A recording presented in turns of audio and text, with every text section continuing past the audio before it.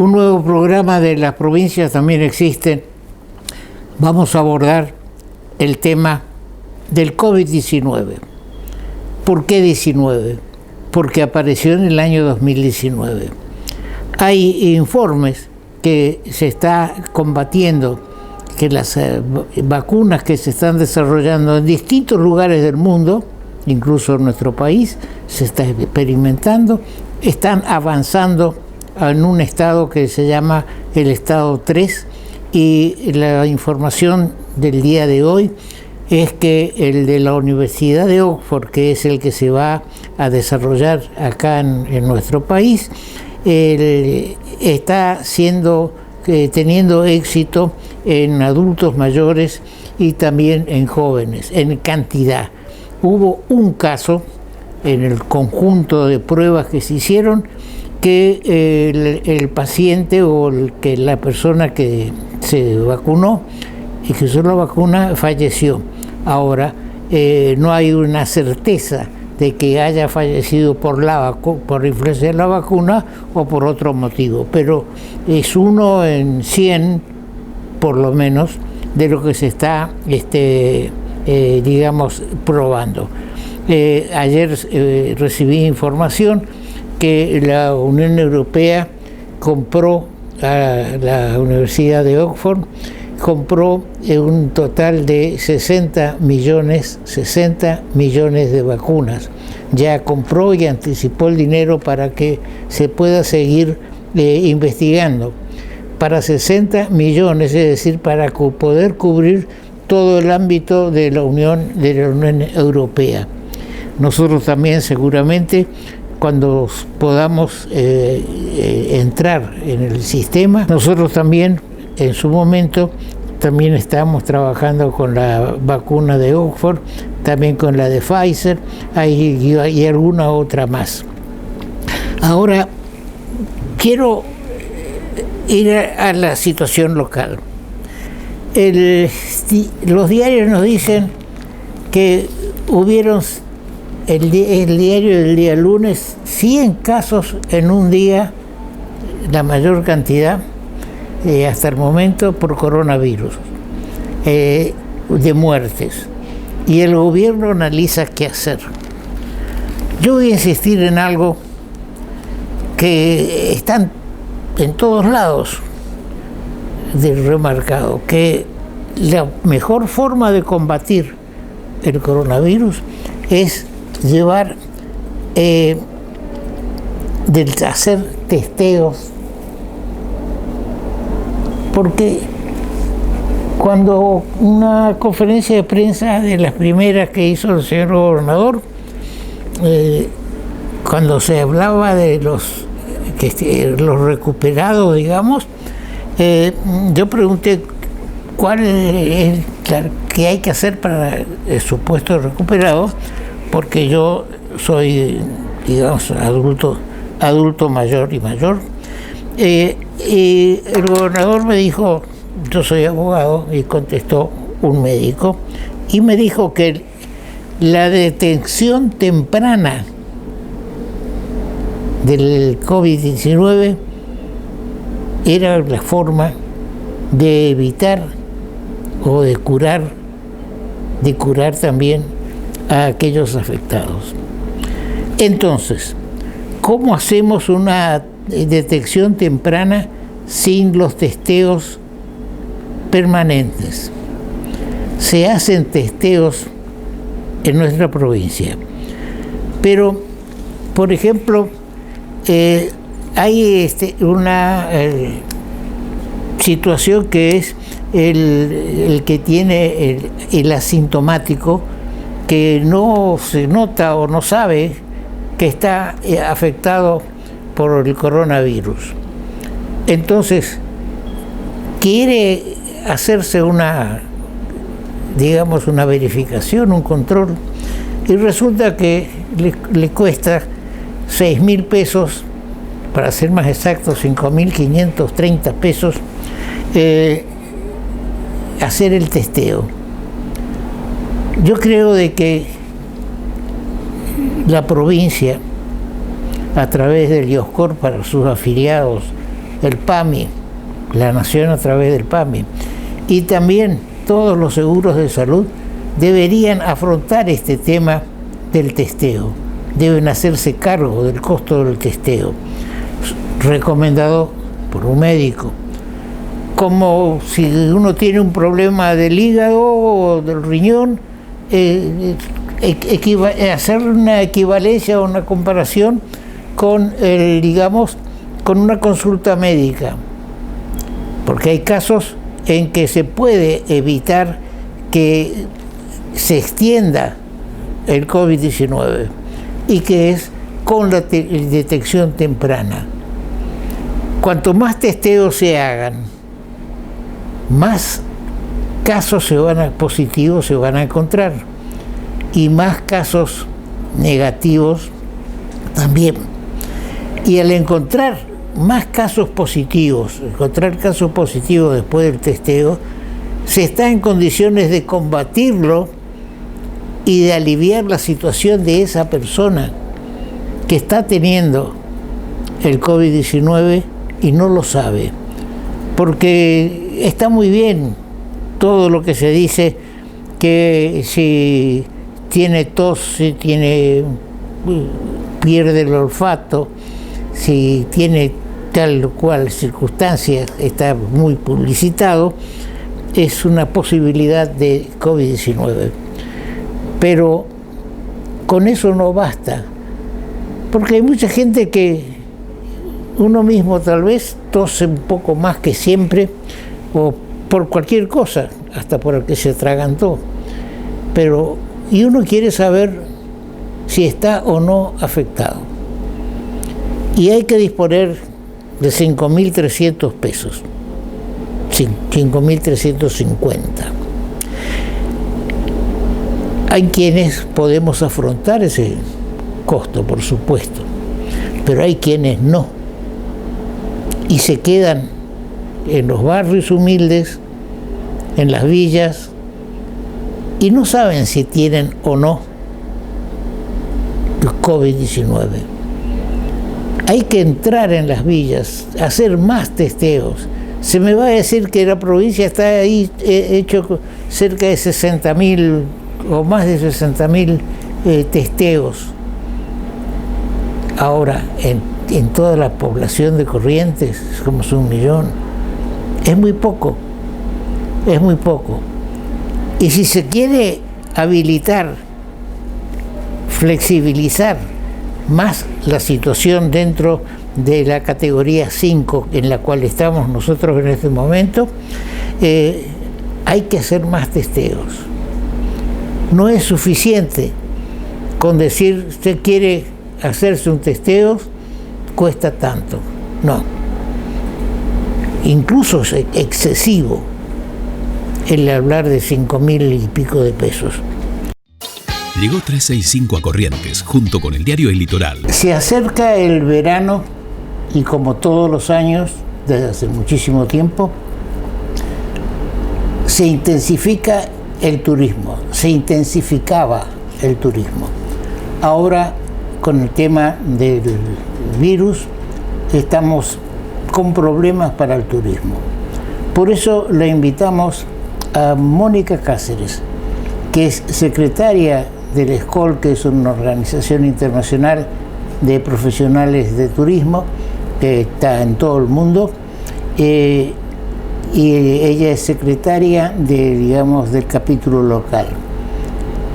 Además, tenía una agencia de viajes muy importante, pero con las limitaciones estas que hubieron para el transporte, para moverse de un lado a otro, lamentablemente tuvo que cerrar su agencia de viajes después de muchos años. Bienvenida, Mónica. Gracias. ¿Cuántos años tuviste tu agencia? 23 años. 23 años, y después hubo que cerrar por la situación. ¿Cómo es el tema si uno quiere viajar en estos momentos a Buenos Aires? Porque hubo un vuelo que estaba previsto para Corrientes y que se canceló para el 21, 24 horas. Para el 21 se canceló 24 horas antes sin argumentar nada y se pasó al día 29. Pero tengo que informarles que no es para turismo, es solamente para personas esenciales y para personas con problemas de salud que son derivados desde algún instituto, llámese IOSCOR, llámese PAMI, llámese, que se tienen que atender en Buenos Aires. Ahora, ¿para esas personas tienen que cumplir algún requisito especial? Sí, tiene que hacer una declaración jurada que está en una página web y presentar eso para demostrar de que ellos no tienen ni tuvieron, porque tampoco creo, aparentemente parece ser que dentro de los pasajeros que estaban había uno que había tenido COVID. Sí, hubo un caso de una pasajera que embarcó en Buenos Aires para Tierra del Fuego, para Ushuaia, en el cual tenía el certificado, decía que era positivo, pero nadie o prestó atención o dejaron pasar. La cuestión es que viajó directo a Ushuaia y al llegar allá hubo el problema que comprobaron que tenía el certificado positivo. Bien, ahora, para ese vuelo que se canceló, ¿se habían vendido ya pasajes? Sí, habían vendido pasajes. Y la gente que tenía previsto viajar en avión y que tenía, por ejemplo, que trabajar al día siguiente, se fueron en remis. Ahora, se fueron en un remis desde acá a Buenos Aires. Desde acá a Buenos Aires lo único que está permitido ahora es irte en auto, con un permiso especial, o un remis. Sí, pero el costo tiene que ser muy importante. El costo, yo ayer pregunté a una empresa local y está cobrando 25.000 pesos. 25.000 pesos. 25.000 pesos y eso que aumentó el combustible, pero sin embargo bajó porque hace cosa de 15 días había preguntado y costaba 35.000 pesos. Ahora, pero te llevan desde tu casa, te buscan con tu maleta para que trasladarte hasta Ezeiza y son, sí, entre 25 y 35.000 pesos, depende de la disponibilidad o depende, por ejemplo, de la empresa que tengas como para compartir el auto. Ahora, los aviones van únicamente a Ezeiza. Únicamente a Ezeiza. Aeroparque va a estar habilitado recién fines de febrero, principios de marzo. Entonces, aparte del costo eventual, también hay que cubrir el costo del traslado de Ezeiza al centro. Correcto. Así que prácticamente se vuelve esencial para cualquiera, ¿no es cierto?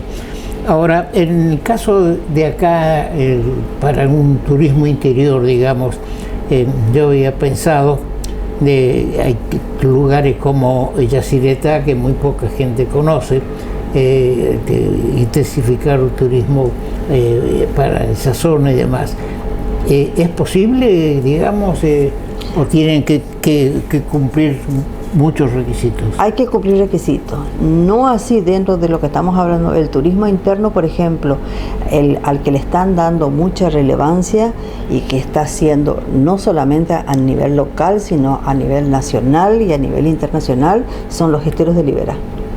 A cualquiera de ellos, o sea, yéndote a Concepción, yéndote hasta Carlos Pellegrini o yéndote hasta Loreto. Esa ruta que vos mencionás, que es la que viene con el de la Yerba y los esteros de Liberá y Yacyretá, no está habilitada todavía. Vamos a ver si para el verano se habilitan las playas de Ituzaingó. Sí, son buenas playas. Son buenas playas. Siempre han venido muchísimos brasileros. Los brasileros ahora no pueden cruzarse. Todas las fronteras están cerradas. El señor Lamens informó la semana pasada que están habilitados para los países limítrofes. Pero ¿qué es lo que pasa? Por ejemplo, desde Paraguay a Corrientes la gente no puede venir. Se tiene que tomar un avión desde Asunción a Ezeiza y desde Ezeiza venirse hasta Resistencia o Corrientes. Hay que ver la frecuencia que tienen, porque si no, cuando llegan tienen que hacer la cuarentena, tienen que estar 14 días. Entonces tienen que enganchar el vuelo de Asunción a Ezeiza y de Ezeiza a Corrientes, porque si les tocara un vuelo a Resistencia, sabés que para cruzar el puente van a tener que tener un hisopado. ¿El hisopado gratis? No, el hisopado cuesta 7.000 pesos. Hay que pagarlo. Sí.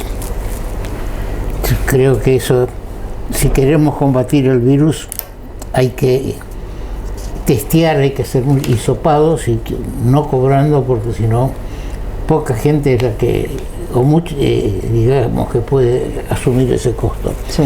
Ahora, ¿qué perspectiva le ves al transporte terrestre y a los ómnibus de larga distancia? Se cree que a fines de noviembre o principios de noviembre habría apertura. Ayer hablé con gente de las empresas con las que yo trabajaba en mi agencia cuando la tenía, que era la empresa ERCE y la empresa Flechabús, y ambos me informaron lo mismo. O sea, les quiero aclarar a todos, por supuesto, que los colectivos tienen separadores entre una persona y otra, así sea familiar, permanentemente están limpiando los baños y no hay ningún tipo de servicio a bordo.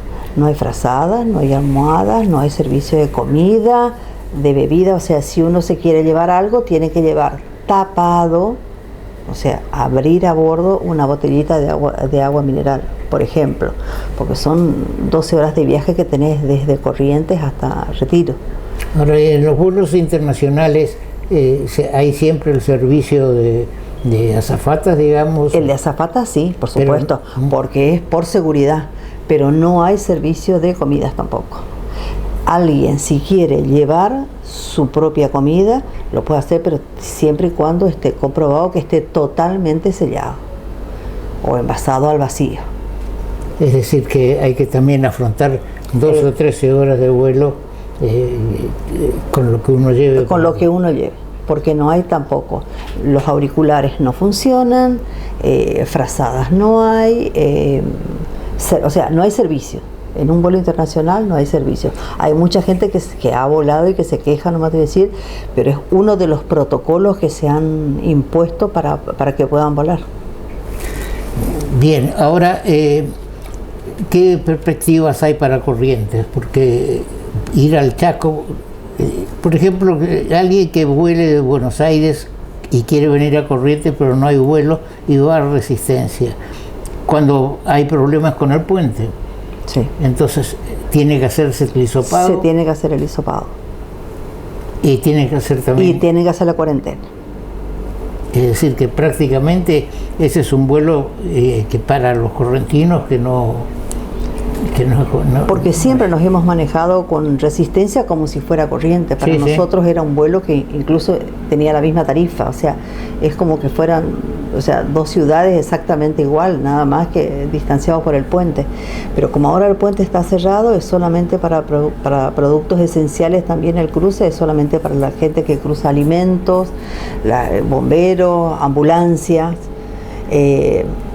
No sabemos cuándo se levantará eso, igual que el límite entre Chaco y Formosa. Es otra, porque nosotros podríamos recibir turistas desde el Chaco, sea Paso de la Patria, que es un clásico. Sí. Hay mucha gente que son dueños de casas, digamos, tienen casas en Paso de la Patria, por eso que se le llama barrio chaqueño, justamente, y no pueden ni siquiera venir a ver su casa en qué estado está. Y entonces, convengamos que en este momento en donde hay usurpación de tierras, están con mucho temor. Y al estar cerrado ambas fronteras, nosotros creo que vamos a perder alguna calidad de turistas que puedan ir, por ejemplo, a cualquiera de nuestros lugares que tenemos abiertos, como turismo interno en Corrientes. Sí, el turismo brasilero es importante, incluso a Paso de la Patria, cuando uno va en enero o febrero, vienen con sus lanchas y demás. Totalmente. Todo eso ahora se va a complicar. Y es un factor importante en cuanto. Sí, porque ellos no solamente, ahora está suspendido el tema de la pesca, porque el río está sumamente bajo. Por ahí los han encontrado, pero ellos siempre han venido, los brasileros, los que venían hasta Paso de la Patria venían por pesca. Y ahora la pesca está suspendida, pero está cerrada la frontera, tanto con Posada como con Paso de los Libres. No hay protocolo todavía. No hay ningún protocolo que les permita cruzarse hasta... ¿Y el Ministerio de Turismo qué dice? Y no, es que ellos se tienen que ajustar al protocolo que dictamina el gobernador, que tiene su comité de crisis. Aparte un comité de crisis para el turismo o la comité de crisis sanitario. El comité de crisis sanitario que dictamina el gobernador, y el gobernador es quien autoriza o no los protocolos. Ahora, eran una fuente de ingresos importante muy importante, y más en este momento que el dólar se ha disparado. Hubiera sido para nosotros que vinieran los brasileros, que vinieran hasta los paraguayos, por ejemplo, que ellos se manejan muchísimo con dólares. Está cerrado. Esperemos que se puedan abrir esas fronteras, pero bueno, contamos con el cruce de Formosa que no se abre. O sea, un paraguayo que tenga que venir en camioneta, porque sabemos, todos conocíamos que todos los fines de semana venían a un hotel conocido de la Costanera y bueno, y venían para hacer compras, y hoy les conviene muchísimo con el tema del cambio si pudieran hacer compras acá en Argentina, pero está todo cerrado. También para ir de acá a Paraguay también está cerrado, porque está cerrado el puente, está cerrado la frontera entre Chaco y Formosa, y está cerrado Asunción de Paraguay. Lo de Chaco y Formosa llama la atención, porque si se va a autorizar que vuelos del extranjero, países limítrofes, que vengan con protocolos, con ciertas... ¿Por qué no pueden cruzar de Chaco a Formosa, ¿no es cierto? Uno no le encuentra la explicación, porque se pueden hacer hisopados de cuarentena, lo que fuera, pero hay gente que quiere visitar a su familia, o incluso que vive en Formosa y que no puede acceder. No puede. No solamente familiares. Acordate que nosotros somos una ciudad de estudiantes universitarios. Hay muchos estudiantes que volvieron a sus casas para no tener gastos. Y que ahora, por ejemplo, si es que tienen que rendir finales o cosas por el estilo, no pueden volver. Y si vuelven, van a tener que hacerse el hisopado. Se tiene que hacer el hisopado. Demostrar de que ellos tienen que venir para rendir finales, porque hasta ahora todo fue virtual y entonces se podían manejar perfectamente bien. Pero dicen en las facultades de que los finales van a tener que ser presenciales. Por supuesto que manteniendo los protocolos de distancia, de barbijo, o sea, en grupos reducidos van a ir rindiendo sus finales, pero que eso tiene que ser presencial. Entonces, en realidad, ¿vos ves un futuro oscuro para este verano, digamos? Totalmente. Y yo creo que incluso para salir al exterior, que hay gente que me pregunta, yo siempre les digo que hasta antes de mayo, que no se piense ni de casualidad de que se va a poder ir a alguien de viaje, por ejemplo, a Europa, porque Europa está con rebrotes y también está hasta mayo, o sea, hasta que no salga la vacuna y que mucha gente se resiste a la famosa vacuna, esto no va a tener solución. Bien, queríamos informar un poco del tema, porque hay gente que quiero que necesita ir y no está ni es esencial ni está enfermo, pero tiene parientes. Por ejemplo, uso mi caso. Mi hermano cumplió 90 años, no pude ir a acompañarlo. Mi hermana tiene 96 años, tampoco puedo ir a acompañarla o a visitarla, o tengo que simular que estoy enfermo. Es todo un proceso. Yo creo de que no soy pesimista al punto de que esto va a continuar un año de calendario, pero sí creo que hasta el próximo invierno nuestro no va a haber ningún cambio, aunque la vacuna de Oxford está siendo probada, digamos, hubo un problema con la vacuna, pero dicen que están haciendo, digamos, análisis en personas mayores y demás, y que están dando buenos resultados.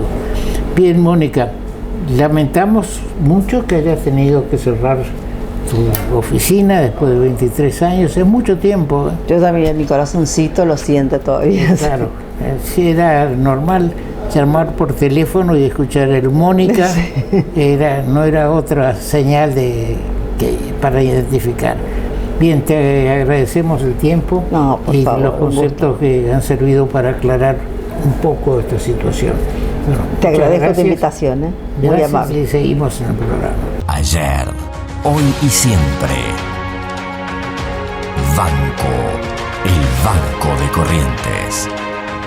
Bien, estamos con la diputada nacional Ingrid Jeter, que realmente llama la atención de todos el hecho de que es una diputada trabajadora. ¿Y por qué decimos que llama la atención? Uno tiene alguna experiencia en este tema de las legislaturas, los congresos, y son pocos los que realmente se ocupan y participan de sus comisiones y también de las comisiones que no forman parte porque están interesados en saber. Y un diputado que no sepa es un diputado a medias. Ingrid, bienvenida una vez más a nuestro programa. Muchas gracias por la invitación, doctor. ¿En qué comisión estás? Nosotros tenemos la posibilidad de estar hasta en 6 comisiones y nosotros estamos en energía, transportes, asuntos municipales, ciencia y tecnología, medios de comunicación e informática, y la sexta me la dieron, digamos, no la pedí, pero es una comisión que se formó este año, que es mujeres y diversidad.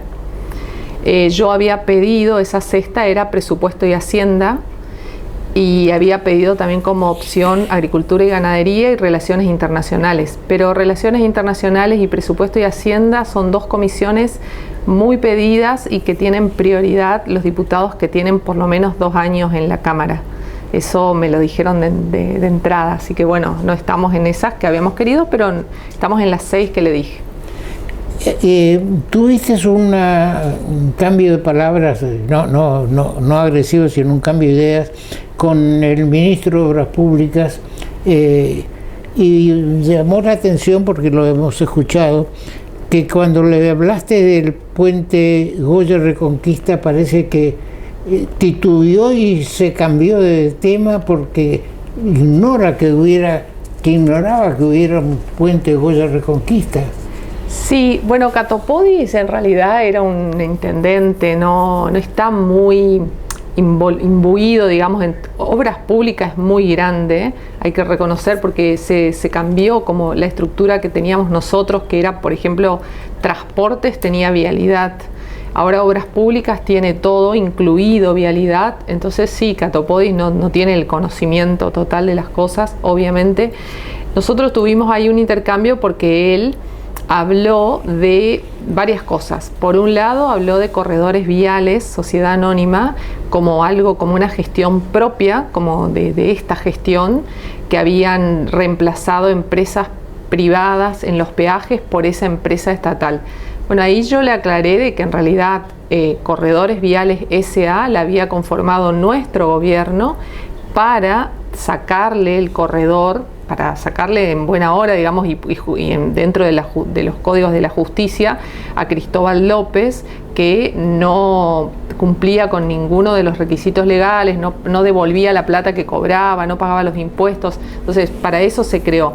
Nosotros a mí me da un poco de gracia porque dentro de vialidad, sobre todo los gremios, decían que veníamos a privatizar vialidad con esta creación de corredores viales, y ahora ellos lo toman como algo propio. En realidad, dentro de nuestro plan estaba que la mayoría de los corredores viales los cubriera Corredores S.A., esa empresa estatal mixta. Es una empresa buena porque, es una empresa del Estado, pero como es una S.A., tiene las reglas del mercado laboral privado, digamos. Y la idea era que esas empresas se hagan cargo de todos los corredores, incluido el nuestro, y después se fueran de a poco llamando a licitación para las PPP, que son las digamos, licitaciones con participación público-privada. Porque justamente era pensar que donde manteníamos el peaje era para que ingrese esta inversión y se transforme en autopistas, en autovía, por ejemplo, Riachuelo Saladas, Paso de la Patria Itatí, después Ituzaingó Posadas. En la Ruta 11 nosotros sacamos completamente el peaje porque no asumió corredores viales, se eliminaron las casillas porque, bueno, Ruta 11 estaba definido que iba a seguir siendo una ruta de una sola vía. Entonces la idea era justamente esa. Pero bueno, eso le aclaré, el ministro tomó a bien, digamos, dijo que sí, fue así. Y lo importante es que nos dio la oportunidad de plantearle obras. Y como usted dice, el puente Goya Reconquista evidentemente lo desconocía, pero nos contestó favorablemente, digamos, amablemente. Y después lo que sí es bueno es que todas las demás obras más chicas que le planteamos por escrito, porque no íbamos a empezar a detallar ahí, la rotonda de acceso a Curuzú, algunas colectoras en el Parque Industrial de Goya, Bicisenda en Mirasol y demás, que nosotros sabemos que están los proyectos, le pasamos por escrito y muchas de ellas fueron incluidas ahora en el presupuesto. Y eso es positivo. Y otra cosa que le planteamos fue la planta de tratamiento de líquidos cloacales de la ciudad de Corrientes. Sí. Que en realidad ahí él manifestó estar al tanto porque nos dio la cifra y todo, pero la verdad es que no estaba en el presupuesto. Muchas veces pasa eso, no hay mala fe, pero hay olvido, hay, digamos, no sé, se les traspasa y no estaba, y ahora fue incluido, así que en buena hora. Pero para eso están ustedes, que son los que pueden arrimar los conocimientos que no tiene el funcionario. Sí, así es. Y la verdad que ayuda mucho, y eso yo lo aprendí en vialidad, el intercambio, porque las obras viales la podía haber conocido, pero las demás obras las conozco a raíz del intercambio que tuvimos en los últimos 2 meses quizás con funcionarios provinciales. Es muy importante, digamos, hablar con el gobernador, con el ministro de Economía, con el que está a cargo de la ADP, con la persona de Obras Públicas, para saber, también con intendentes, para saber qué están planificando ellos, digamos, en el 2021 y que es muy necesario que esté en el presupuesto nacional.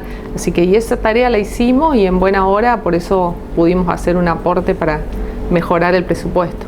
¿Se aumentó lo que venía del Poder Ejecutivo? ¿Se incluyeron algunas otras? Sí. Se incluyeron varias obras, se incluyeron obras viales y también se incluyeron obras de otro tipo, digamos, como, bueno, un número importante de viviendas. Eso no lo pedimos nosotros, pero evidentemente lo habrá pedido el gobernador. Mejoras en, eso estaba, pero vale la pena nombrar, mejoras en el centro de fronteras en Paso de los Libres, un nuevo edificio de prefectura, si no me equivoco, en Itaibaté, jardines de infantes. Bueno, hay muchas obras que algunas estaban, algunas se incrementaron en el número. Hay también obras de carácter provincial que están en el presupuesto nacional, que por ejemplo la pavimentación desde el Control 4 hasta la Penitenciaría es una ruta provincial, pero bueno, por logros de gestión de la provincia está incorporado en el presupuesto nacional, en muy buena hora, ¿no? Bien, se dice que el segundo puente Corrientes-Chaco está incluido en el presupuesto. Sí. ¿En qué forma? Es decir, ¿ya lo toma como obra del gobierno para hacerla o no? Lamentablemente todavía está, y creo que en forma realista también, está dentro de un capítulo que habla de avales. El Estado Nacional sale de aval para que las provincias consigan fondos internacionales en algunas obras. En principio estaba en la página del Chaco, el Chaco tenía 9 obras asignadas ahí y el puente Chaco Corrientes, el segundo puente, está con 738 millones. Ese pedido también se le hizo tanto a los funcionarios de Economía como creo que le reiteramos a Catopodis que el aval sea compartido entre Chaco y Corrientes. Sale el Estado Nacional como aval. Ahora hay que conseguir el inversor. Claro, es como decir, querés comprar un Lamborghini, yo te avalo, anda a conseguir la plata, ¿no es cierto? Sí, todo depende, doctor. Ahí, a ver, es una obra muy requerida, es una obra que si uno yo siempre tomo como ejemplo el puente San Borja Santo Tomé.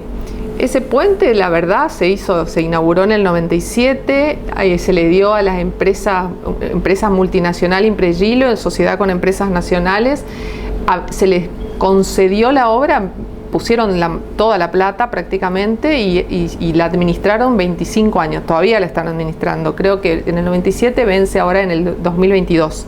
Los 25 años. Ese es un muy buen ejemplo, pero hay que ponerse en la cabeza, en el año 97 el país tenía una credibilidad, digamos, todavía estábamos dentro de la convertibilidad, hubo empresas internacionales que dijeron vale la pena, y en realidad, hablando con la gente que está ahí en la empresa, les cerraron los números, porque ellos, más allá del peaje, tienen toda la administración del centro de logística de transportes, que acá también se puede plantear una cosa parecida, no es una frontera, pero sí nosotros siempre pensamos que el segundo puente, sí o sí, digamos, todo el transporte pesado debería pasar por ahí, para que ningún camión más pase por el puente General Belgrano, no atraviese la avenida 3 de Abril. Así que no es tan imposible pensar en una concesión, debería ser por supuesto a mucho mayor largo plazo, porque es un puente de otra envergadura, diferente al del río Uruguay, pero si el país tiene ciertas condiciones de estabilidad, no es imposible lograr inversiones. En el mundo hay plata, hay dinero, hay vocación de hacer obras públicas de ese estilo, pero tendríamos que estar bastante mejor en términos de seguridad jurídica, estabilidad política. En este momento es impensable. Pero ahora, hablando de seguridad jurídica, ¿qué piensas de lo que está ocurriendo con Echeverría en Entre Ríos? Para mí es muy grave. No solo lo de Echeverría, todas las tomas de Buenos Aires, las tomas en Neuquén. La verdad que es la incapacidad más absoluta del Estado de controlar un principio básico de nuestra organización nacional, que es la propiedad privada. Me parece muy grave ver que incluso hoy veía imágenes, o anoche, la policía llevando alimentos a la gente que está adentro, a los usurpadores. Es el mundo al revés, y es muy peligroso para el mensaje a futuro, digamos, ¿no? Si estamos hoy permitiendo que la gente usurpe tierra privada, ¿quién, sobre todo campos cultivables y demás, quién podría seguir pensando en seguir cultivando o tener animales, o no sé, porque nada está garantizado cuando la propiedad privada no está garantizado? Entonces es muy, muy malo el mensaje, y creo que la responsabilidad absoluta la tiene el gobierno nacional. Claro, porque por la presencia incluso de funcionarios nacionales en la toma, se dirá que es para proteger a la mujer, siempre hay algún justificativo, pero lo que es real es que la toma es la toma, que se han usurpado, porque uno puede vender la propiedad indivisa en una sucesión, pero acá parece que hay un resentimiento, una cuestión que me importa, porque ni siquiera reclama para Dolores, sino que lo dona. Yo pienso que hay algo más detrás de esto por parte de ella misma, ¿no es cierto? ¿Alguna especulación? Sí, ella puede tener un problema familiar y demás, pero para mí ese algo más que usted dice es, para mí justamente buscaron, porque para las otras tomas como Guernica, bueno, las diferentes tomas que hay en el país, esta es como simbólica también, porque la familia Echeverría es una familia tradicional. El padre del ex ministro de Agricultura fue ministro de Agricultura en otras épocas, o sea, es como de vuelta a acrecentar e incrementar la grieta entre los supuestos poderosos del campo, que hoy ya no es esa realidad, es absolutamente una gran mentira, y la revolución agraria, que es una falsedad absoluta. Yo vi un Twitter y la verdad que me dio mucha gracia, y pienso que es muy real. Si esa gente que entró y quiere hacer la revolución agraria se pone a plantar, y cuando vea lo que el Estado le va a sacar, inmediatamente se van a transformar en libertarios. Sí. Ojalá que lo hagan, digamos, ¿no? Sí, hay un productor de Mendoza que lo llama a Grabois y le dice que le va a dar en arrendamiento la tierra y le pide únicamente el 20% de la ganancia neta. Y le hace todo el detalle que hay que las leyes que tienen que cumplirse, el granizo, la sequía y demás, y que vengan a trabajar, ¿cierto? Pero ese es el tema, es el riesgo empresario, que es más fácil vivir del Estado que correr un riesgo empresario. Yo tengo acá el Foro de San Pablo, las distintas etapas, y habla precisamente de las expropiaciones masivas como un objetivo que tienen a cumplir. Reparto de viviendas, terrenos y empresas a nombre del partido, que establece primero poner a nombre del partido, del gobierno en este caso, y después repartir. Pero bien. Anoche Lilita Carrió la responsabilizó directamente a la vicepresidenta de las tomas, como parte de un plan dirigido desde ahí. Sí, sin duda, pero es lindo repartir lo que es de otro y no repartir lo propio. Por ejemplo, se dice también que la madre de Grabois tiene en Entre Ríos 1.500 hectáreas, y por qué no hacen el plan Artigas en las 1.500 hectáreas que tiene la madre de Grabois. Pero bien, lo que me interesaba era saber el tema del puente. Sí. Porque yo creo de que ¿está terminado el plan? Sí, el proyecto está terminado. Nosotros cuando terminamos Vialidad estaba prácticamente terminado. La consultora todavía tenía que cobrar algunos pagos para entregarlo, pero está terminado el proyecto y como nunca antes. O sea, yo esto vengo siguiendo igual que usted desde el año 97, quizá usted antes, pero desde el año 97, cuando Palmeiro hizo el primer proyecto, pero nunca llegó a esta instancia de tener los análisis de suelo, de todo el río. Está completamente terminado el diseño del puente, los cálculos, el estudio de impacto ambiental, todo está hecho. Así que se podría licitar realmente. Está el proyecto ejecutivo. Ahora ese proyecto ejecutivo que lleva tiempo hacer un proyecto ejecutivo, contempla, digamos, 4 manos de viales. Sí, ¿no? 2 vías de ida y 2 de vuelta. Y pero no el complejo ferroviario. No, el complejo ferroviario no, y contempla desde la ruta 12, desde el lado Corrientes, se uniría, digamos, a la ruta 12 entre el control de la policía y el puente del río Riachuelo. Contempla esa avenida o autovía hasta llegar al puente, el puente, después una autovía de vuelta bastante costosa, esa parte del Chaco. La mayor inversión está del lado del Chaco porque es todo un estero, digamos, prácticamente o muy bajo, hasta que se conecta con ruta 11, y ahí continúa una autovía y se conecta con la ruta, sería... La que va a San Peña. Exactamente, hasta ahí. 16 creo que la ruta 16, perdón. Sí, así que ese es todo el proyecto completo. Está previsto, pero no está contemplado en este proyecto todavía, continuar después con una autovía o la verdad que finalmente yo creo que se tomó la decisión de hacer una ruta simple, muy parecido a lo que uno hace cuando se va a Misiones y entra al Arco y después quiere evitar Posadas. Es una ruta simple. Bueno, esa ruta simple estaba prevista desde el cruce con la ruta 12 hasta la ruta 5 y salía directo en Paso Patria. Eso también está previsto ahí.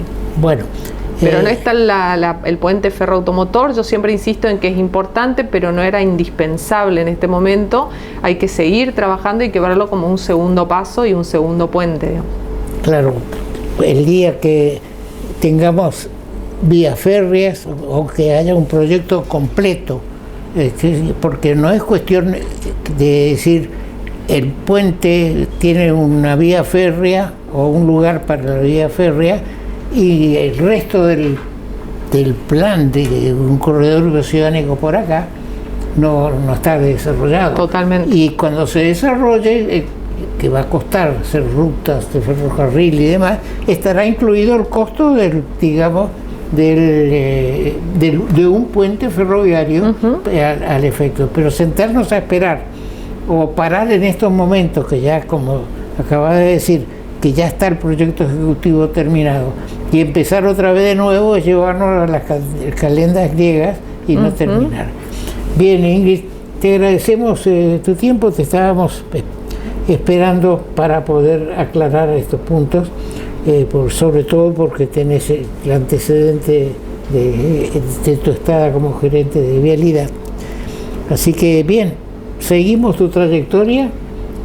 ¿Sí? Muchas gracias, muy amable siempre. Y la verdad que le tengo que decir que no es bueno eso de que uno se destaca porque trabaja, debería ser el común, pero bueno. Hay algunos que se destacan precisamente por no trabajar. Bien, muchas gracias. Muchas gracias a usted. Y seguimos con el programa.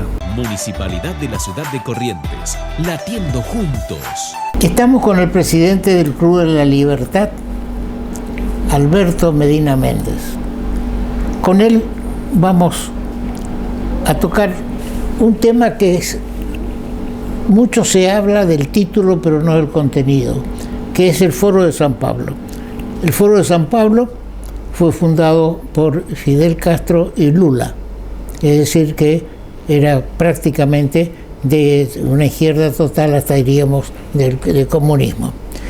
Tenemos a la vista 3 etapas que es del foro. La etapa primera era para instalar el comunismo del año 2019 al 2020, la segunda el control político y de población del 21 al 22 y la distribución de la riqueza en el 23 al 24. ¿Qué opinión tenés del tema del Foro de San Pablo? A ver, creo que fue la expresión más institucional de la reconversión del comunismo, ¿no? Después de la caída del muro de Berlín, las famosas luchas armadas y la idea del comunismo más ortodoxo que Marx planteaba viró a esta nueva apropiación de la democracia y a partir desde la democracia tomar el poder, digamos. Un poco el modelo del socialismo del siglo XXI de Hugo Chávez, y que Lula, como ideólogo probablemente central, no solamente con Fidel Castro, encastró estas dos cosas, ¿no? El marxismo tradicional con el funcionamiento de la democracia institucional en el mundo, que ya no era cuestionada como un sistema de gobierno, no se aceptaban las autocracias lineales, y encontraron un mecanismo de combate apropiándose de las instituciones democráticas, y lo diseñaron.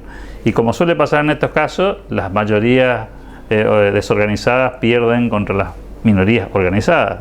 El marxismo no es una ideología mayoritaria en el planeta, pero ha tenido la capacidad de organizarse. El Foro San Pablo es una expresión muy clara, con líderes que construyeron mayorías democráticas en sus países, como el caso de Lula, a partir de una ideología, disfrazándose de otra cosa, de personajes democráticos, y apropiándose primero del poder, la famosa cuestión del acceso al poder. Ahora, esto choca con otra realidad, ¿no?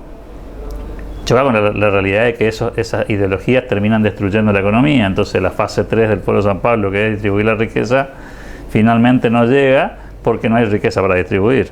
Y creo que ese es el gran escollo que se va a encontrar siempre. Pero han avanzado en las otras etapas claramente, ¿no? Sí, según está en Google, lo tienen al presidente nuestro, Alberto Fernández, como integrante del Foro de San Pablo, que tiene algunas cosas que en la etapa que digamos primera, crear una guardia militar, someter al poder legislativo y judicial bajo un solo poder, modificar la Constitución para manejar a discreción el dinero del presupuesto, la equidad de género, el desmistificar a religiones, control de medios, la agenda progresista del aborto, drogas, homosexualismo, relatividad de valores. Es decir, que uno empieza a encontrar algunas similitudes con la acción de gobierno en este momento de Fernández como integrante, que se dice que no pensaba que estuviera en el Foro de San Pablo, pero lo está. Aquí hay una suscripción también de esos conceptos en términos genéricos, y hay una viabilidad en cada país. Tal vez Chávez haya sido un buen alumno de esta dinámica, ¿no? Él consiguió reformar la Constitución, concentrar el poder, eliminar el Parlamento, quedarse con las Fuerzas Armadas, tal vez con una agenda un poco más, en Venezuela, más pegada a la religión, por cuestiones vinculadas a la cultura venezolana, bastante católica por cierto, pero siempre yendo en esta dirección, ¿no? Y creo que en ese sentido Argentina, como ha pasado en otras épocas lamentablemente, en tiempo de la guerrilla, intenta importar un modelo de revolución que en Argentina tiene algunas dificultades gigantescas. Por eso siempre para mí es importante hacer la diferencia entre el plan del Foro de Sao Paulo, la implementación en Venezuela y lo que podría pasar en Argentina. Porque Argentina tiene dos diferencias significativas con Venezuela en términos de implementación. Uno es que no tiene una fuerza armada suficientemente vigorosa, digamos, cosa que Venezuela sí. Chávez consiguió quedarse con el ejército y que el ejército sea parte del poder. Y de hecho cada vez que Maduro hace un discurso, uno ve detrás de él hombres armados, digamos, ¿no? Como expresando claramente acá está el uso de la fuerza. Argentina destruyó lamentablemente sus milicias regulares, y el intento de hacer milicias irregulares todavía es muy escueto, digamos, al menos por ahora. Y la otra diferencia claramente es que el poder de los recursos naturales en la Argentina todavía está en manos privadas, y que el único que lo puede desarrollar y explotar es el sector privado. No me imagino a los burócratas del gobierno sembrando maíz, sorgo, soja o cualquiera de estos cultivos con éxito, cosa que en Venezuela con el petróleo sí se pudo hacer, porque PDVSA es estatal, ¿no? Sí, ahora la vicepresidenta nos está diciendo de que el gabinete no sirve, porque dice, al decir que en una carta o una declaración el día que se cumplen 10 años del fallecimiento de Néstor Kirchner, que hay funcionarios que no funcionan y que no está de acuerdo. Ahora, esto es, algunos dicen, no, es un refuerzo para el presidente. Yo entiendo que es un mazazo para el presidente, porque muchos de sus ministros no han sido de elección única de Fernández, sino también de Fernández, pero de Fernández de Kirchner. ¿Cómo ves eso? Bueno, es evidentemente una coalición, donde hay una paradoja que creo que no recuerdo, usted debe tener más memoria que yo en esto. No hay un antecedente en Argentina donde una coalición gobernante sea tan dependiente una parte de la otra, ¿no? Porque no existe Alberto Fernández sin Cristina, pero también, hay que decirlo, no existe tal cosa como Cristina Fernández en el poder sin Alberto. No solamente en el acceso en el año pasado, en la elección, sino en la gobernabilidad. Por eso yo no imagino ese escenario que algunos dicen, si se va Alberto queda Cristina. No hay margen de gobernabilidad para Cristina.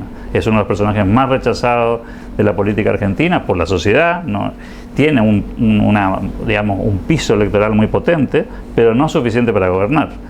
Del otro lado, a Alberto Fernández le pasa lo mismo. Alberto Fernández también tiene, una legitimidad que le dio la elección, pero no tiene suficiente volumen para sostenerse en el poder sin Cristina. Entonces hay una interdependencia de ambos, en una situación crítica, por cierto, no solamente por la pandemia, sino porque Argentina viene con problemas estructurales hace muchos años, y ahora, a diferencia de otras épocas, no hay que repartir. Y hacer socialismo sin plata no es una tarea tan sencilla, ¿no? Sí, ella toma una posición muy cómoda, como decir, bueno, toma, vos sos el responsable, que mate vos o triunfás si podés, triunfamos todos. Hay dos lecturas ahí, una es que se sacó el lazo encima, para que si hay un fracaso, el fracaso sea 100% de Alberto, y otra obviamente es que se quede como una especie de carta de segunda alternativa. Yo no veo que haya margen para esa variante, ¿no? Ahora, para mí el conflicto se va a desatar el año que viene con las elecciones de diputados. ¿Le dejarán poner algún diputado a Fernández, al presidente? Sí, y le agrego un dato ahí, doctor. Creo que hay un tercer espacio y un cuarto espacio dentro de esa alianza política, que son el sindicalismo por un lado, la corporación sindical, que funciona como una pyme autónoma, y los gobernadores, que a mi juicio están muy silenciosos, lo cual no es un dato menor ni es un dato secundario, porque los gobernadores tienen poder territorial. Por supuesto. Y en muchos de los casos, los que arman la lista de legisladores son los gobernadores, siempre en sintonía fina con el partido, digamos. Entonces ahí vamos a ver distintos comportamientos a lo largo de este año. Pero la pregunta del millón sería, no solamente la situación electoral del año que viene, sino si el país llega a la elección del año que viene en un clima, digamos, democrático, porque la inseguridad está aumentando, la pobreza está aumentando, y usted sabe que eso, particularmente en la provincia de Buenos Aires, en las grandes concentraciones urbanas como Rosario y Córdoba, va a traer consecuencias políticas que en general en la Argentina no terminaron bien, ¿no? Cuando la violencia se escala y la pobreza se combina con la violencia, normalmente la política sí sufre los cimbronazos, y hay que ver si soporta esa dinámica, ¿no? Sí, ahora hay quienes, por ejemplo, el caso con López Murphy, tuvimos una conversación vía Zoom hace unos días, un tiempito ya.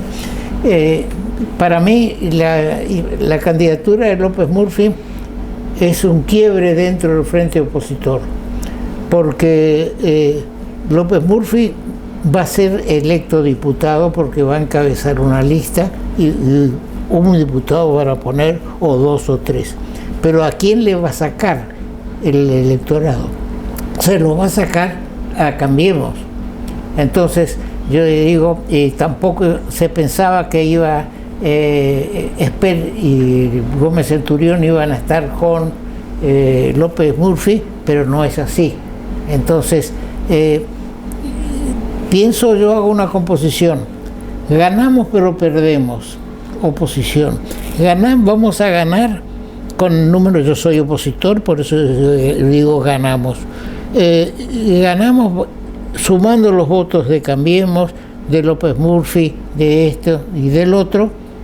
Vamos a ganarle a la lista del gobierno, pero no le vamos a ganar en bancas, porque siempre queda abajo, quedan una cantidad de votos que se pierden por la distribución del sistema DON, y entonces ahí ganamos en votos pero perdemos en bancas, y lo que necesitamos es que el peronismo, kirchnerismo o como se llame, no tenga mayoría propia auténtica en diputados. Ahora tienen una mayoría prestada con estos partidos que han surgido. Ahí hay dos cosas interesantes en lo que usted dice, doctor. La primera es que esta es una elección que tiene, dos componentes. La del Senado, que hay 8 provincias que eligen senadores nacionales, probablemente la composición ahí no cambie mucho. Además tiene un margen holgado todavía el oficialismo. Y en diputados, esta elección reemplaza a la del 2017, aquella famosa elección en la que Cambiemos, todavía la Cambiemos, y anduvo muy bien. O sea que el que más pone en juego, entre comillas, es Cambiemos. Por otro lado, una elección parlamentaria, usted bien lo dice, de medio tiempo, hay margen para cierta dispersión, en la medida que todos lleguen a un piso electoral aceptable que permita meter legisladores. Ahí el DON puede hacer o perjuicios o beneficios, ¿no? Sí. A veces los restos benefician, a veces los restos perjudican. Creo que lo más grave todavía es que la oposición no tiene un liderazgo. Es decir, tampoco en Juntos por el Cambio, como termine llamándose, hay mucha claridad respecto si ahí el líder es Mauricio Macri, Patricia Bullrich, el mismo Pichetto, o tenemos jugadores del radicalismo con suficiente volumen para encabezar. Y creo que tampoco está confirmada esa alianza. Creo que todavía hay un largo camino por recorrer.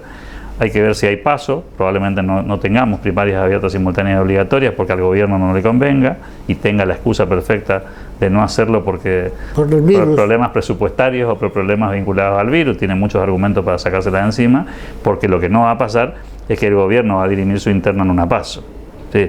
Es preferible dirimir la interna en una rosca y en una mesa de negociación que intentar legitimar candidatos cristinistas contra anticristinistas en ese juego. Insisto, para mí falta mucho, hay que ver qué pasa el año que viene, hay que ver cómo está la economía y cómo está la inseguridad. Sí, ahora, yo disiento con aquellos que dicen o que sostienen de que esta es una elección parlamentaria del 21, pero vamos a ir juntos en el 23. No es 21, hasta la cuestión numérica nos está diciendo, primero está el 21 y después está el 23. Si no se gana en el 21, no existe el 23, por más que López Murphy diga, ahora yo voy a apoyar a los senadores. Coincidimos en que ahí podrá cambiar un senador o 2, si es que cambia, a la composición actual del Senado. Pero la lucha real está en diputados.